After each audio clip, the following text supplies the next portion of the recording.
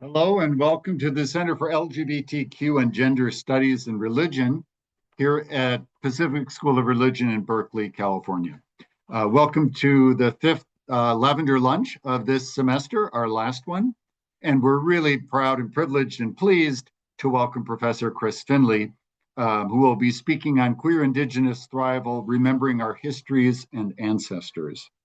This event will be recorded for future posting on our socials. We will not record or post the chat feature. Let me say something about today's Lavender Lunch, and then we will begin. The format will be Professor Finley presenting with us, and then we'll open the room at the end for Q&A conversation. This is also being live streamed on Facebook, so I'll help with questions from there. So again, welcome to this Lavender Lunch. Queer Indigenous Two-Spirit life has been a biopolitical war of survival with the violent encroachment of heteropatriarchy and settler colonialism on Indigenous lands, spiritual practices, family formations, and education. Today with us, Professor Finley will respond to such questions as, how do we strive for thrival in times of survival? Is this even a worthy goal in the moment? And in this Lavender Lunch, we will address the tensions between thrival and survival and move toward theorizations of queer Indigenous hope and generosity in these times of despair, because it is not the first time that Indigenous people have faced annihilation and world-ending events and survived. Our speaker today is Professor Chris Finley, who is a member of the Colville Confederated Tribes located in what is now called Eastern Washington State. She received her Ph.D. in American culture from the University of Michigan and is co-editor and contributor to Queer Indigenous Studies, Critical Interventions in Theory, Politics, and Literature. Currently, Professor Finley lives on Tongva land and is an associate professor of teaching of American Studies and Ethnicity at the University of Southern California. Welcome, Professor Finley. We really are honored to have you with us today. Thank you so much for having me. And thank you so much, Dr. Schlager, for all the work you've done to have me be a guest here. Okay, I think I'm just going to go ahead and get right into this. So let's see here. I always forget how to do this. Okay, view, yes. Mhm. Right. Nope.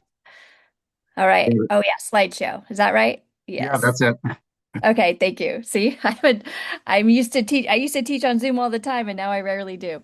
All right. So here's the title of my talk: Queer Indigenous Thrival: Remembering Our Stories, Our Histories, and Our Ancestors. And I really would like to start this out by giving thanks to my ancestors, to my family, to my friends, to my colleagues, to all the people who helped get me here.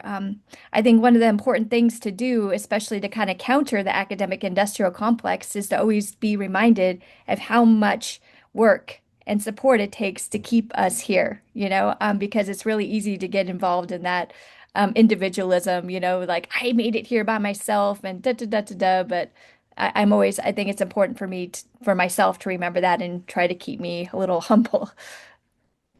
So, obviously, the context of this is always going to be, sadly, within the frame of settler colonialism and also of heteropatriarchy, because those are the things we are always contending with.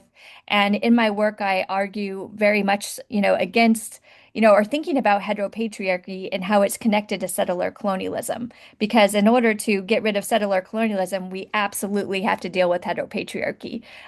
Because a lot of, times we want to think it's like one or the other, but I think it's a whole, slew of things that we got to really work on.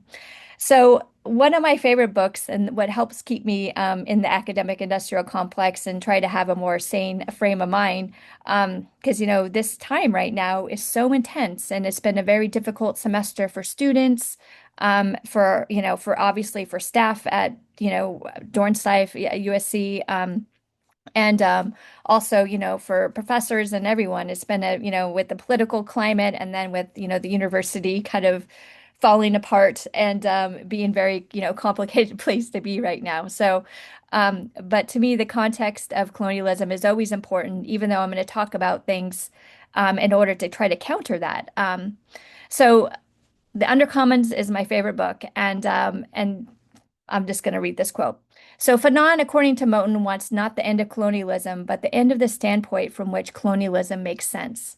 In order to bring colonialism to an end, then, one does not speak truth to power. One has the one has to inhabit the crazy, nonsensical, ranting language of the other who has been rendered a non-entity by colonialism. So, one of the things I really like to think about, and it's because of my, work of being in the academy for such a long time as, as both a student and now as a professor, is that I used to think that if I showed power how hurt like queer people were by heteropatriarchy and by the violence of gender binaries and, the heteronormative family structure, all of these different things, and of colonialism, and all this dispossession that Indigenous people have faced that, power would start acting right, right? But, speaking truth to power, as Foucault has, very much proven, that is not going to be the way to undo this mess that we're in. And we are in a bigger mess than we've been in a long time. And I think one of the important things about this moment is it really shows the fact that speaking the truth, and being an honest person is, it doesn't really mean a lot.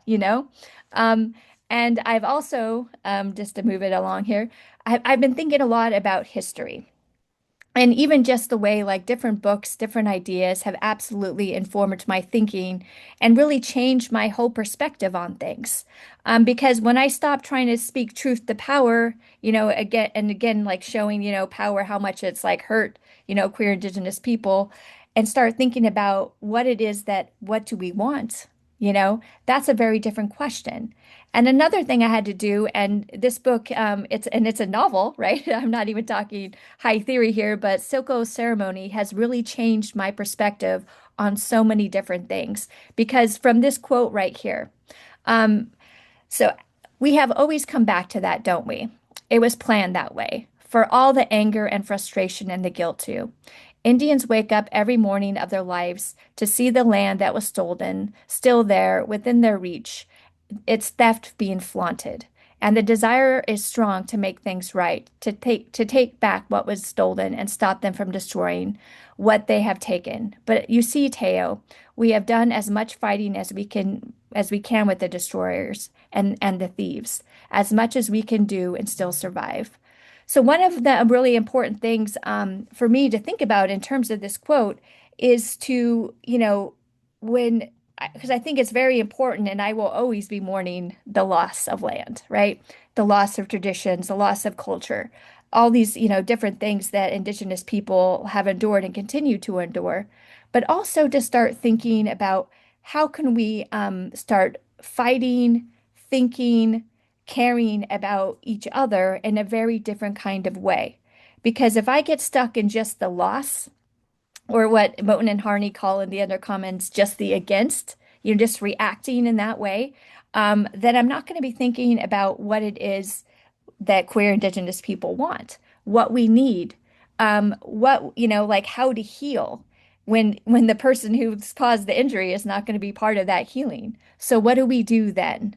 And this is not to say that the loss, dispossession is not important. It's very important, but there's also many other things we can do to work on our communities. And to me, that's always going to be, thinking about like other people, right? Because that's what I think is what gets lost in modernity is not thinking about each other. Instead, we just start thinking about ourselves and our own needs. So one of the things, and I get this from Katja Baldy's article about the zombie apocalypse, where she compares the zombie apocalypse to native genocide, in order to try to show non-native students the like impact of, of genocide within Indigenous communities. And to start thinking about like how do we, think about how do we survive a zombie apocalypse, right? How have Indigenous people survived how have we survived genocide? And it's important to think about that in this moment because it reminds me, as Joy Harjo has talked about, that this is a blink in the eye of the world of time. That the things that are going on right now. Now they're huge and they're very impactful, but we have survived through so many different things. This land that we stand on has been here for so long, you know, um, and just to remember kind of how massive this whole thing is, and that I am just a small part of that, that we all are. And that, time is, endless. So, you know, I think it's important because it for me, like I get really stuck in the like just how, how crappy things are right now. And I don't think about the past and how much we've been through, and also like what it is that I want to see. And that's one of the reasons I love queer of color theory, to start thinking about the future and building a different kind of future. So, one of the things I think that really that can really cause a trap is this idea of scarcity. And, to think that we have to be competing for different things, and the natural world shows many different examples of actually cooperation as being a stronger method of survival, right? Than this idea of competing and scarcity. And obviously, I'm thinking of, survival of the fittest. I'm thinking of, like critiques of, critiquing Darwin, and just in terms of species and all these other things, and start thinking about things in a more expansive way. And in relation to the school and thinking about, for me, like that means I'm going to need some kind of spiritual connection to do that, because left to my own devices, these are not the things I'm going to be thinking of. And I think that especially now, I need to remember how I am a part of everything instead of just, like a little piece of dust like floating on my own out here, because that's where things get really wild, for me. And part of my experience as being a queer Indigenous person is to think about how connected I am, and also to think about the disconnects too. So, um, all right. So, of course, since I also am an anarchist, which you can be or not be, that's totally fine. I don't think it's an either or thing in a lot of ways.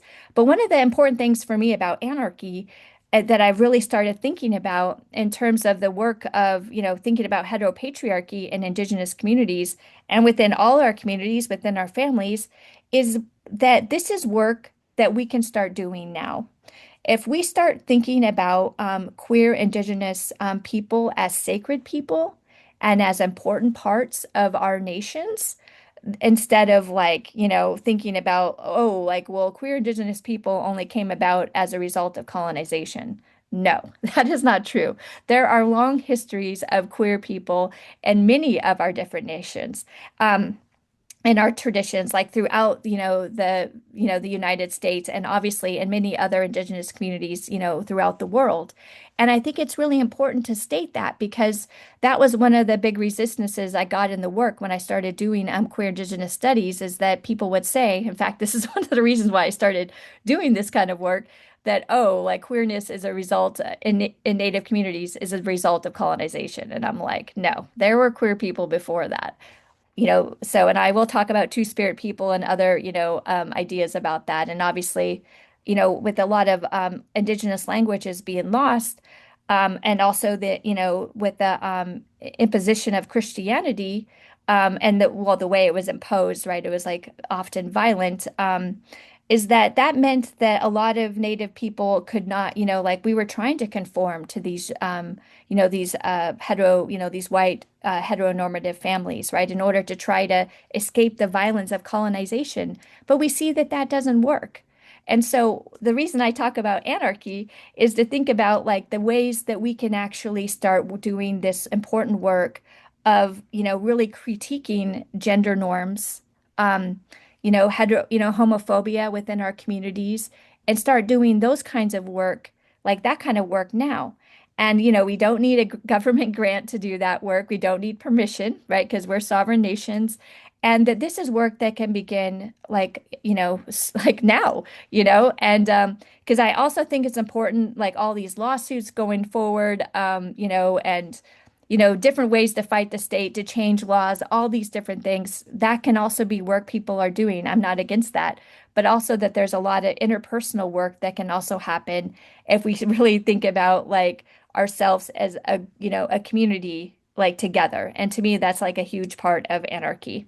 Um, so, and obviously the one of my favorite parts of anarchy is this idea, and also of, within Indigenous studies, and also like Black fugitive thought, and Afro-pessimisms, is this idea of refusal, right? And start thinking about the way that things are offered us. It's like either a yes or a no. Maybe there's actually a lot of other possibilities that can happen here too.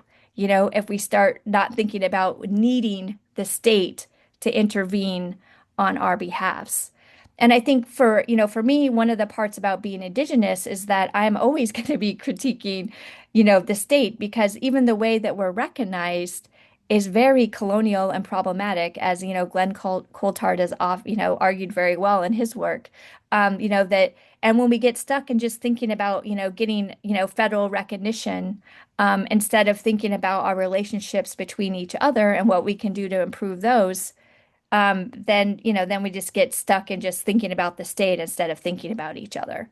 And again, I don't think it's an either or thing. I think it's actually much more expansive than that, but that there's a lot of different work that needs to be done. And whatever it is that you think is important and that you're good at, I think is, that's the work that you should go for.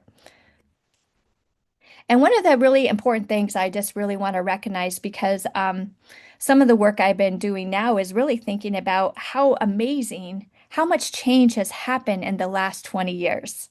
And to me, like that is really exciting, because often we don't, I don't always see change, historical change over time, or like I don't recognize the small, beautiful things that are happening around me.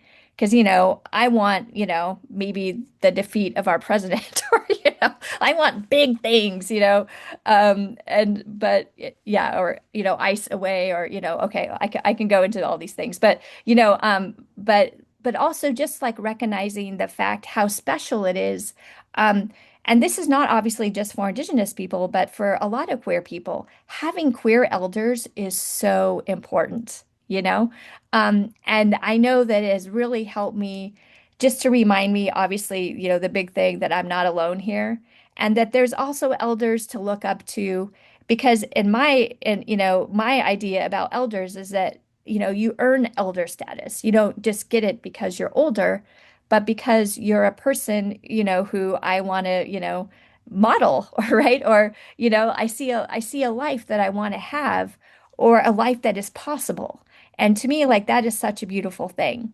And I always claim, Dr. Diane Million as one of my queer elders, and how like, just her work, the way she is in the world, just my relationship with her is very special, and I care very much about her, and she really shows me a different way to be, and how important like queer family is. And in one of my classes, I have students do a family tree, and I offer the possibility of doing a queer family tree. And this is even if you're queer or not queer, because a lot of the families that we form in college, or even, as queer people, don't always involve, or maybe don't involve at all, our biological families, right? Because we have these different ways of forming family, because a lot of times we had to, right? Because our families have shunned us or don't really understand exactly. And so this is really the importance and vitality, I think, of queer family. And I really love this idea of thinking about this intergenerational like queerness. And one of the things that really gets me excited about this new generation, or the new generations, several, is the fact that queerness, gender identity is so fluid. Sexuality is a lot more fluid, and there's a lot more inclusion and accepting, that goes on there, that I really find very exciting. And just to think about these intergenerational connections. And that's one of the other things I like about thinking about, Indigenous queer elders. And again, that this has been going on for a long time. that this is, the not new, this is the always part. And this is a part that I have to remind myself about. And I think that this is also one of the beautiful things about, thinking about, this idea of queer family and how important it is to me, like survival, yes, but also to this idea of thrival, that I'm talking about today. Um, and again, so this comes from like, for me, like from queer of color, theory and thinking about this idea of queer futures. The fact that, I want queer people to have a future, and as Kara Keeling talks about in her work, that in order for queer, like in her idea, queer, Black, gender nonconforming people to have a future, we actually need to build a present where, queer people of color are actually safe. And that is not quite yet this moment. And so to really be thinking about building that place where people can be who they want to be and and having that be a safe place to be, or even a place that is survivable, and in order to do that, there's so much work that has to be done in the present in order to like imagine that, being a real possibility in the future. But that's one of my hopes, right? And one of the reasons why I teach and do the work that I do is to really work towards that. And I'm just so grateful for all the, the queer of color scholars that have helped so much of my work and thinking in this. Okay. So one of the exciting things, and I should have started with this, is that um, all these words and these ideas I'm talking about are dynamic. They're alive. So that means that you can have a very different idea about this. And that is beautiful, right? So, yes, I made a PowerPoint slide about this, but there are other Indigenous people who have completely different ideas about what Two Spirit is. And I find that to be amazing, fantastic, right? That there's not just one answer to these things. Um, so for me, like Two Spirit is always it's going to be about like, it can be a queer identity, a queer Indigenous identity in particular. This is a very particular, actually, term in that way. But also it could be about gender fluidity. It could be about like a trans, identity. And this is one of the things I love about this term in particular. So I have never thought about Two Spirit as being a part of like the Colville, like a part of my tribe's histories. But I do know young people who are saying that it has been. And I believe that because so much of our languages, right? And that means a lot of our traditional stories have also been kind of submerged, right? I don't want to say always lost because I'm hoping that, they're going to be found anew, but this is one of the really cool things about like really, changing this idea of history.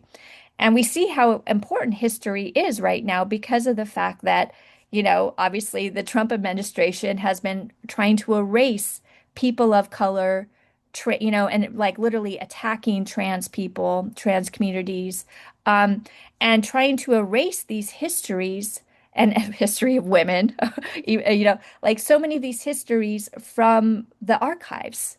So so to me, that just shows how important knowing our stories really are and how important it is to like kind of like live in that place. So again, this is another one of those intersectional identities and thinking about these kinds of things, like from Kimberly Crenshaw's work. And that's one of the reasons I love this idea of Two Spirit.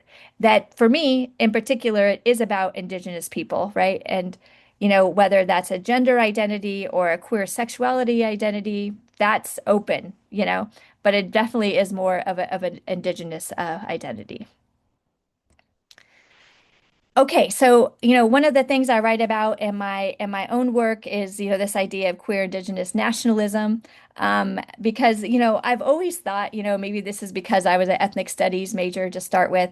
I've always thought of nationalism as being very sexy, right? So, and I love the idea of it, but of course it gets so perverted in very bad ways, with obviously with like toxic masculinity, with heteropatriarchy, and these other things. So one of my ideas in my own work is to really think about like changing that, right? And putting at the center like queer, two-spirit people, queer indigenous people at the center of our nation's women, right? And thinking about how that would kind of shift everything, right? And that, that you don't have to have a rigid a gender binary in order to belong to the nation. Um, and again, like so much of Indigenous leadership, as Jennifer Denadale has talked about, has been mostly, Native men. And in fact, as she argues, a lot of this talk is that, that not having, that having a Native man leader is traditional, right? Um, but like my mentor used to say, yeah, traditional since AIM, right? Or since like the 1970s. Um, but so anyway, so that's one of the things. I mean, obviously we can have a Native man leader. That's totally great. But also just to consider that maybe we could have a Native woman leader or, a queer Indigenous person leader or other, so other kinds of, possibilities. So to me, like this idea of decolonizing is really about this idea of like how can we be together? How can we live and have a relationship with the land, that is that we think about the land first, right? That we, again, like, think about the idea of whatever we do now is going to affect 7 generations, back from us. And maybe, or, in the future. And I think that that's always such an important way of being and thinking. That is also, again, very, that is not the settler idea of things, in such an important way. And not thinking about land as like a commodity, right? Or something to be like have this extractive relationship with, to think about like land as a part of as your family, right? As a very deep relationship, um, and giving thanks in many different ways. And one of the other things that, of course, has been problematic and for Native people is often we do have these mirror images of our indigenous nations and the structure of that. And that is also because of settler colonialism and heteropaternalism that we often, like we have these like, tribal councils and things that are set up by the government, by the, US government that we just follow. So there's other ways of having nations and leadership and, and community. And again, I just think this idea of queer indigenous nationalism, even though it sounds very narrow and exclusive, I think it's actually very, inclusive in this way. And I'd be glad to talk about that during the Q&A and lots of whatever else too. So one of the things that I find the most painful about my experience in Native studies and is Native feminisms and is this idea that that we dispose of people, and so the fact that we actually practice disposability when we have been disposed or like dispossessed, all these things have happened to us really upsets me. And I find it to be especially problematic because it's like we have these histories of this happening to us, and then we're going to do it to other people, you know? So, and the other thing too is that I always think a lot about queer Indigenous youth, and it's the fact that they don't feel safe within Native nations, not always, and that they have to leave, and go out to the city, maybe to a city like Los Angeles, to try to find a queer community because they don't feel safe and supported at home. So they have to leave their native communities in order to feel support for being a queer person. Um, and that means that that's one of the things I really want to change, and that's why I talk about queer nationalities and things for Native people. Because again, this throwing people away is, super detrimental to progress, I think. And even though, it seems like an easy thing to do, we live in this call out culture, right, where people do get trashed and I'm not saying that's always bad, but it also is thinking about like what if we stopped, just disposing of people? Like what would that look like? And again, I go back to this I feel like a very different idea of like actual inclusion. Like, how do we think about like, because, like being a colonized person means I'm pretty broken and messed up. Like I'm not, surviving being a queer person, like, in a small rural environment, that was not easy. And I have a lot of baggage that goes with that. And for a lot of us, we are not the easiest people to deal with. And I understand the, like, oh, it would be easier just to have them like leave. But I also think that, having to deal with each other and practice what, Leanne Simpson talks about in her book of Islands of Decolonial Love, of this idea of decolonial love, of really trying to love each other, in spite of and also because of all this brokenness of coloniality, right? And not and yet, and not always thinking about it as being a brokenness, but also that this is a part of like trying to survive, and then again, hopefully trying to get to that place of thrival. So this policing ourselves is such a big part of this disposability. And for me, because I also, we were talking about before this, before it started, about, abolition and about incarceration. And for me, like thinking about like just locking our problems up, you know, um, and hoping, that that's going to be a solution. Like Native people have some of the highest rates of incarceration, and that's often hidden because our numbers are so small. Um, but if we start thinking about this as if we start thinking about abolition as actually something we want to try to do, and it is very hard, you know, um, I think that, that really changes our relationship with each other.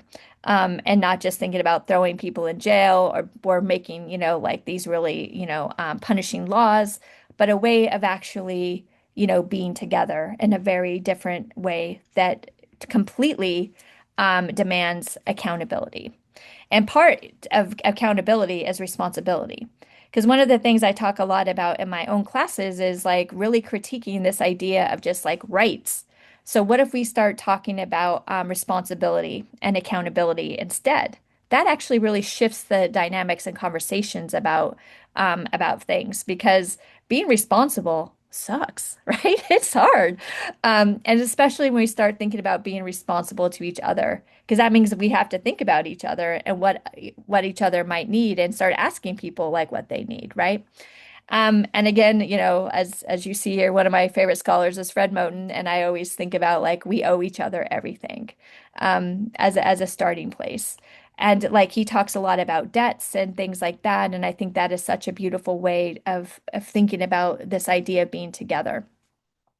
Um, so, just thinking about, for like the, in the justice system, right, the adversarial justice system, our idea about care is about prosecuting people, locking them up in a cage, and even in those situations, a lot of the people who are victims or survivors don't even get it, they don't even get a say in what happens to the perpetrator, right?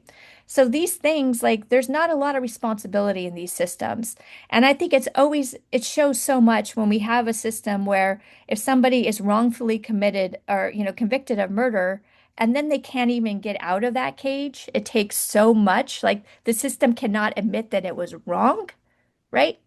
And I know that's hard to admit that a system might be wrong or they might have messed up, but this to me is the core of responsibility of being like, ooh, I didn't understand. I was wrong and I want to make this right?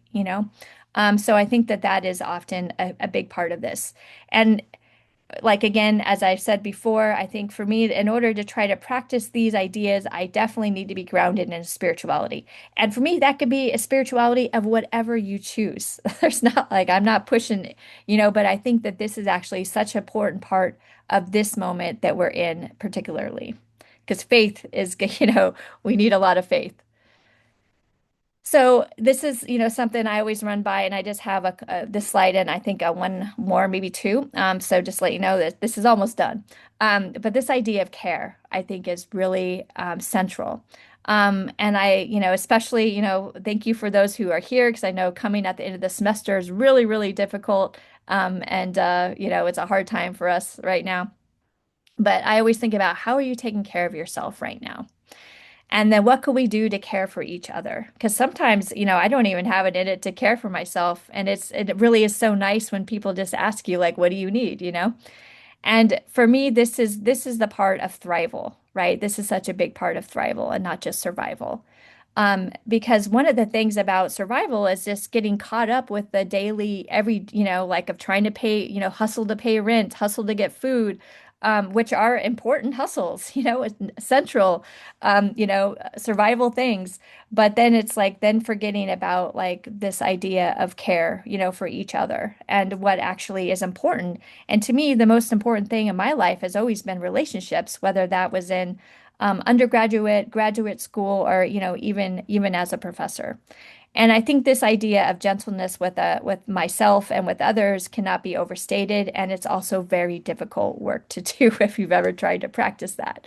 Because a lot of us here are here because we are type A personalities, but this idea of gentleness, I think, really goes far. Okay, so this idea of generosity, I think is such an important one, and it's one I've been talking about a lot because of the fact that it's hard, and it's interesting to me that I've been really driven to talk about this year because it's something I've been thinking about for over 20 years. Because my Aunt Tootie, she didn't graduate from high school, but she was a very educated, spiritual medicine woman and also a Catholic, she like had all these different, things about her and she was a very spiritual person, the most spiritual person I knew. And I remember her saying that we need to be generous, with settlers. And I'm like, and I totally dismissed her, but not to her face. I never said anything because she's an elder, right? And but since it was her, I've thought about this for over 20 years because at that time I'm like, I'm a Native Studies major. I know what settlers did, and I'm not being generous at all.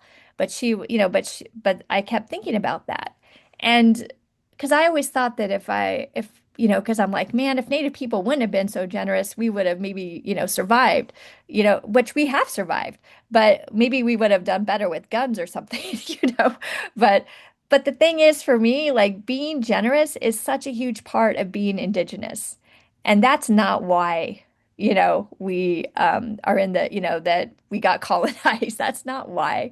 Um, it's out of greed, and all these other, this violence and, misunderstandings and all these other things. But generosity is not the reason why. But it does take a lot to practice in a settler colonial context. But for me, this has been something that has really kind of opened me up and made me like more vulnerable, which I actually think is a really powerful position to be in, even though it doesn't seem like it.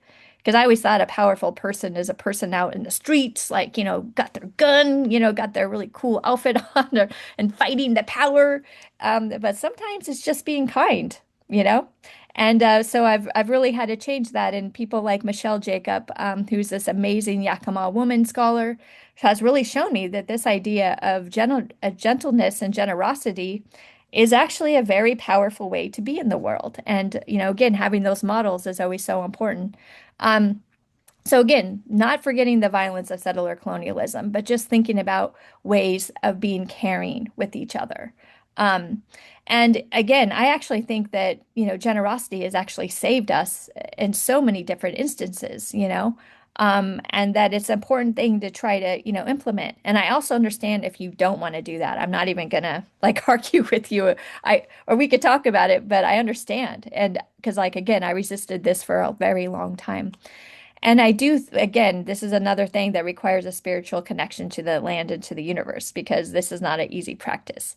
And the most important thing for me is the fact that we're not going to be doing this alone, right?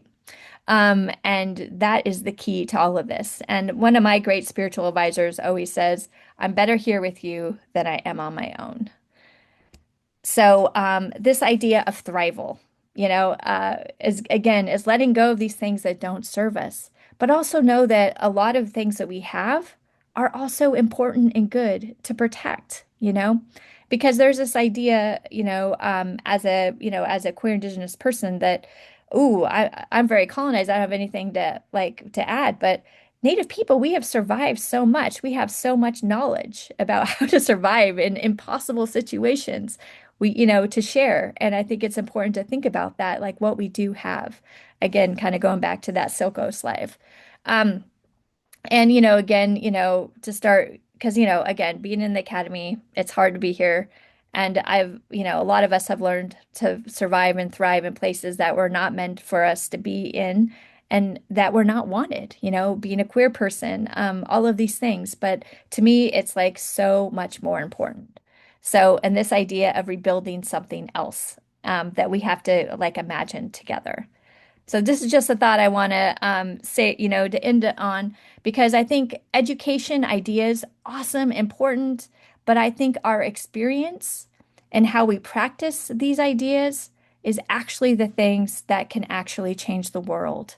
And and also make me feel a lot more comfortable in the world that I exist in, the world's many worlds. So that's just the idea I'd like to leave you with. So I'm excited about the Q&A and what people have to say. So thank you so much. Wow, thank you, Professor Finley. Really wonderful, powerful, and let me open the room, folks. We're the right size for just unmuting yourself and speaking into the room, or if you'd rather use chat, I'm happy to voice that for you. So the room is open, and I also will field questions from the live stream on Facebook. But first priority to those who are here in the Zoom room. Any comments, questions for Dr. Finley?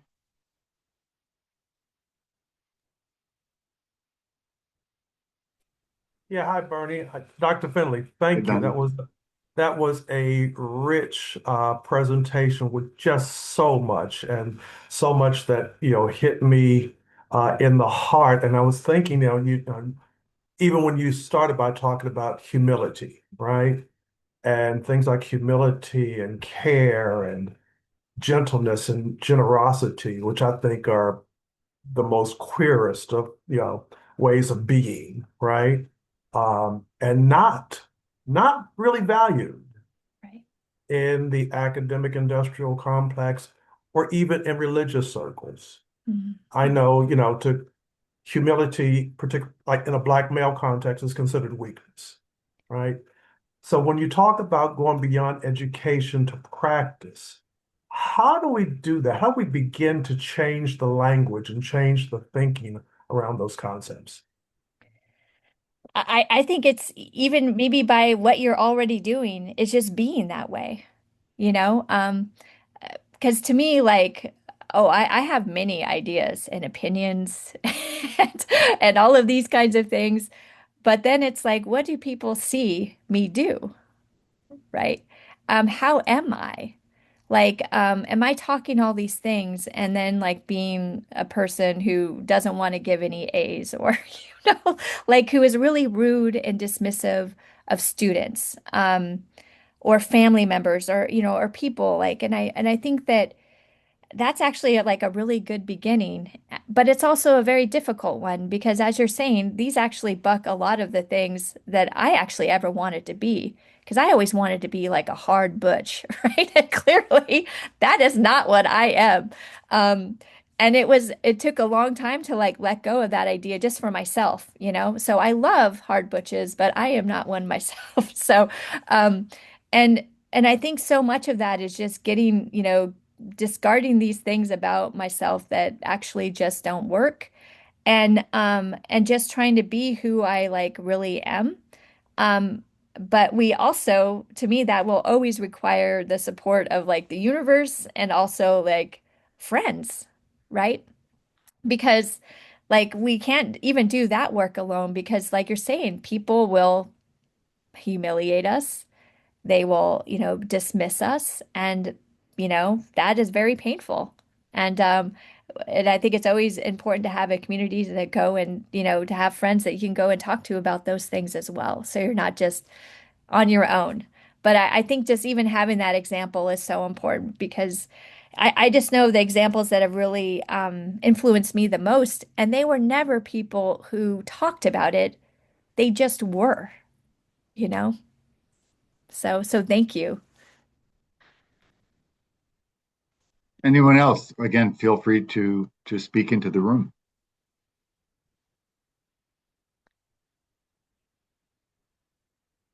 Did you want me to get this question from the chat or? Oh, sure. All right. Sure. Yes, sorry. Oh, Go no, ahead. no, don't be Uh, sorry. yeah, I'm yeah. not trying to So overstep. let me read it so you don't have to.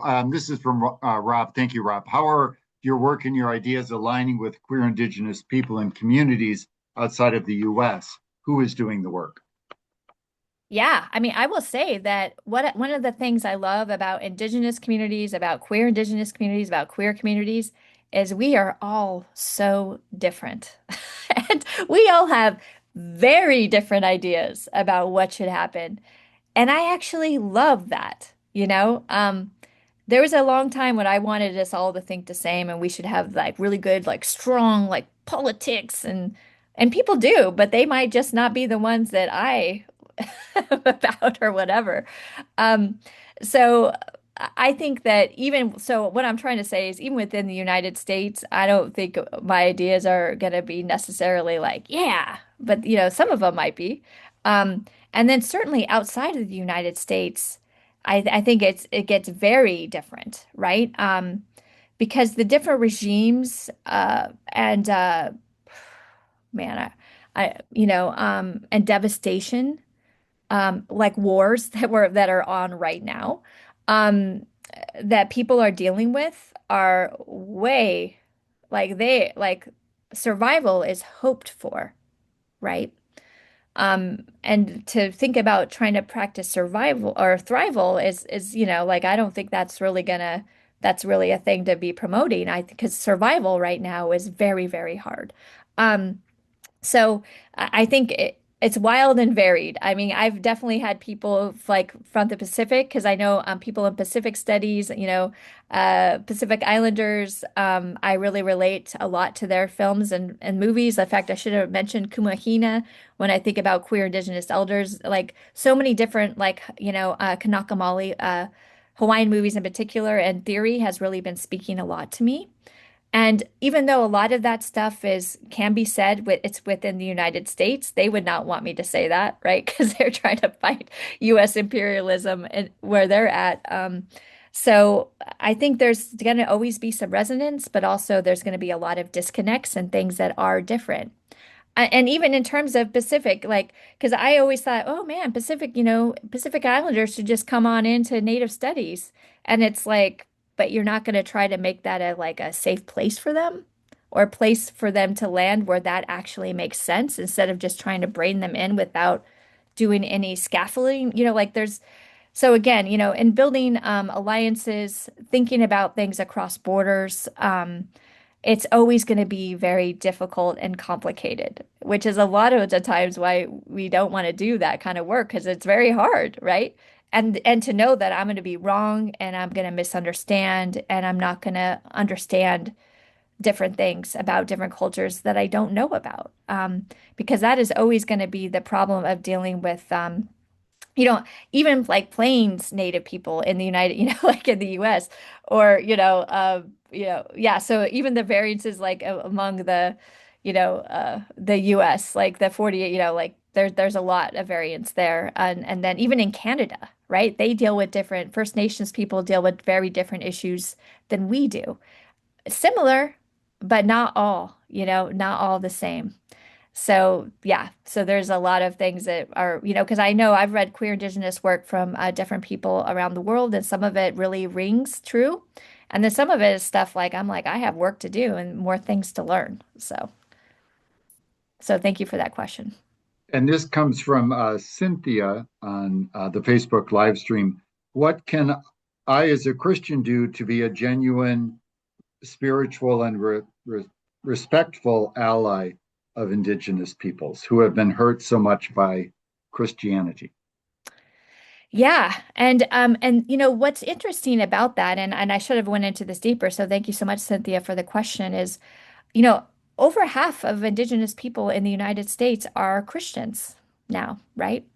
Um, so I think a lot of, just thinking about, because the Catholic Church on my reservation, like we burn sage, people speak in our language.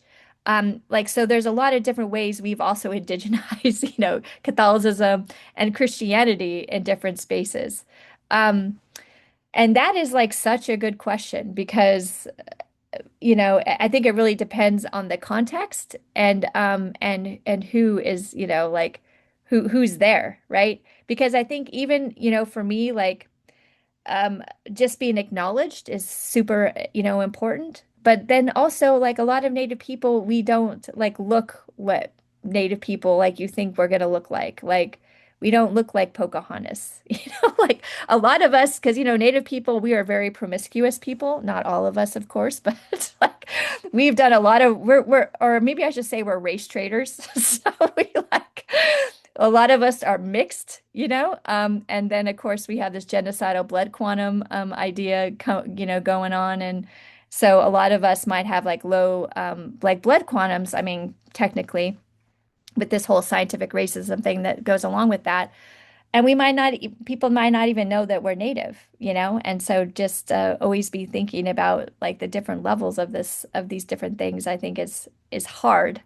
But I think just even wanting to do that work is important. Um, and I think a lot of Native people, like we like to be called by our tribal names, and it just, I don't know, all of us are very different, and it's always important just to ask like how we like to be identified too. Because I don't mind the word Indian, but a lot of Native people are like, ooh, no, so yeah, it always is very different. But thank you. And this also is from Facebook, live chat from Max. You mentioned indigiqueer and young Indians as a movement. Is there much cross-nation um, involvement with indigiqueer young Indians? Absolutely. In fact, for a lot of us, like it always has to be, intertribal, cross-nate, because of the fact that there's not always gonna, there's like not a lot of Native people, and then there's not like a lot of, out indigenous queer people, right? So for me, that's always going to be across very often it's going to be cross nation, identifying, and even cross continents, like I was talking about, identification, because I like to do a lot of thinking with groups like Hawaiians and Kanaka people, just because of the fact that I'm like, yeah, I get you all, and you've done so much work here. Um, because I think it's always great to be inspired by other indigenous people. Because like, in Hawaii, having the immersion schools since the 1970s, like the cultural and language, revitalization programs that they have done has really changed, like identities in Hawaii because of the fact it's like, wow, I can be proud and know more about who I am. So kind of just even the theme of thinking about this, like knowing our ancestors and our histories, I feel like when Native people or any person of color or any person gets to know their actual histories and see them as being powerful and good and important, that changes, like how you feel about your own identity and your own personhood. And even like having these queer histories now. I think is really like that. Again, that's another way to kind of like start thinking about these in a, like this in a historical context and how important it is to kind of build on that and have these like more positive histories and ideas about what it means to be a queer person, what it means to be an indigenous person, a person of color, and all of these different things. Thank you. Anyone in the room? I have another couple questions, and we have time for a few more questions, but just to invite anyone from the room, if I'm not seeing you or I'm now paying attention to the chat. Um, this also comes from Facebook page. Uh, Said that they have recently been watching the Ken Burns American Revolution and found how disturbing um, they are beginning to understand the violence that was so much a part of the American Revolution towards indigenous nations.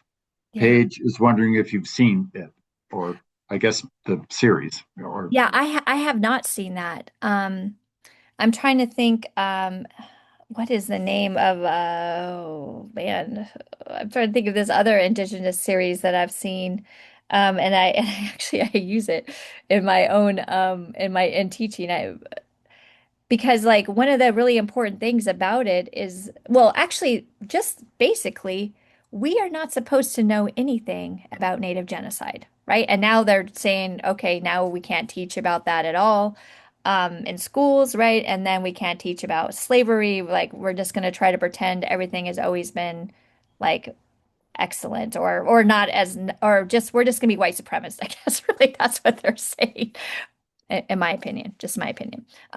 So I think that thinking about we're not so you're not supposed to know anything about Native genocide. You're supposed to know about Pocahontas and how great, Esquanto and how great everything has been and how welcoming Native people were. And then it's just this really sad and tragic thing that all these diseases just wiped us out. But no, actually, what we see is a very complex and long history of annihilation and dispossession and theft, right? That continues today. And that's the part nobody wants to know about at all. Is that, so it wasn't just like this run over, but it took a lot of time. And a lot of that was part of the warfare, like the way that they would turn different nations against each other, and we would be fighting on different sides of the American Revolution, right? Like what? That we were, that we got involved in these things and then what we'd lose if we lost. And even if we won, eventually we would lose like a lot of our land. So um, I think these histories are really, to know how complicated it really was, is important and how it was so purposeful. It wasn't an accident. Um, and also like the other really important thing about US history is the fact that so much of it is about turning, different oppressed communities against each other and making us think if we side with white power and white supremacy, that we will get something and they won't, like this, like, again, so to me, this is like narratives of scarcity, right? And then how like people of color, like how we've hurt each other. And that's the thing I'm actually really concerned about because that is something we can change and we need to be thinking about. Um, and not to say that white supremacy and like, it's like not important, but to think about how we actually can support that even now. And also like how important it is to know these other histories because I think that makes it a lot more complicated and also shows us what is happening now has happened before and to not be complicit in other communities' destructions or hurt or, these things. And then we have one final question, also from the Zoom chat. It's finished being typed here. It's from Jackson. Is there a collection anywhere online of oral histories of queer elders from different nations? I do not know that, but I think you should build that, Jackson. So, we definitely need that. That would be so wonderful. Because I'm even thinking about different documentaries, like one of the ones I screen is like Two Spirits, even though it's very violent, but and one of the reasons I screen that film is because it does talk about this history of two spirits in Navajo Nation, but and also just how much, their mother loved them because often that is not what is seen in queer communities. It's shown as just how much we've been hurt, which is obviously in this case, yes, there was a murder. But also the fact that his mother care or their mother cared so much about them, I think is just really important to know that too. And that's not even an elder, right? Again, so I would love that collection to be there because having elders, thinking about elders is not the same as like, having that on blast, so yeah. Thank you so much, Professor Finley, for this Lavender Lunch. Really, really a treat. Again, folks, it'll be posted on our socials within a few days. And I've put our website there, clgs.org. Check things out. We have lots of things happening in the spring, including a couple of new micro certificate programs, which might be interesting to some. And again, thank you, Professor. And however one might celebrate any holidays this time of winter solstice, may you have a happy holiday. And thank you, everyone, for being here. We really appreciate your presence and your involvement. Okay, take care, everyone. Thank you so much for being a great host. You are most welcome.